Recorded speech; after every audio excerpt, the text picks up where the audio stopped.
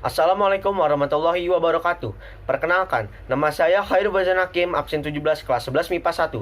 Di sini saya akan mempresentasikan tentang Perang Pattimura. Inilah beberapa tokoh perlawanan pada Perang Pattimura.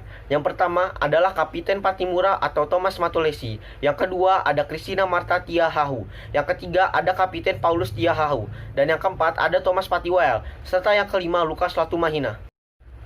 Perang Pattimura atau Perang Maluku ini terjadi pada tahun 1817, merupakan reaksi dan perlawanan rakyat Maluku yang dipimpin oleh Thomas Matulesi atau Kapiten Pattimura, yang dibantu beberapa pejuang antara lain Philip Latumahina, Thomas Patiwael, Anthony Ribok, dan Christina Martha Tiahahu. Rakyat Maluku memulai perlawanan pada tanggal 15 Mei 1817 dengan melakukan serangan malam ke pos perahu di Pelabuhan Porto dan berhasil membakar perahu-perahu milik pemerintahan Belanda tersebut. Di keesokan harinya, pasukan Pattimura menyerang dan mengepung benteng Dorstede.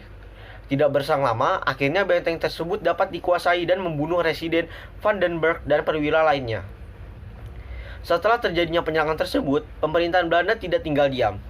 Belanda mengirim pasukan bersenjata lengkap di bawah pimpinan Mayor Betjes, dan di tanggal 20 Mei 1817 terjadi pertempuran di daerah Saparua antara pasukan Pattimura dengan pasukan Belanda. Akhirnya kemenangan memihak kepada kubu pasukan Pattimura, dan Mayor Betjes pun mati tertembak dan pasukan Belanda dapat ditumpas habis. Perlawanan pasukan Pattimura terus berkobar dengan gigih sampai akhirnya pasukan Belanda meminta bantuan pada pasukan dari Ambon.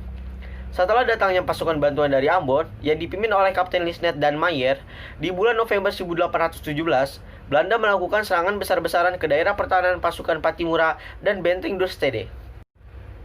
Pasukan Pattimura yang terdesak akhirnya terpaksa mengosongkan benteng tersebut. Pasukan Pattimura mundur dan benteng ditempati oleh Belanda. Banyak daerah yang jatuh ke tangan Belanda. Satu persatu pemimpin pasukan Pattimura tertangkap sampai akhirnya Pattimura sendiri tertangkap.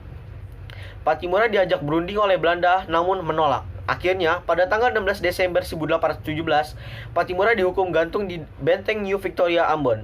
Sebelum digantung Pattimura sempat berkata, Pattimura tua boleh dihancurkan, tetapi sekali waktu kelak, Pattimura muda akan bangkit.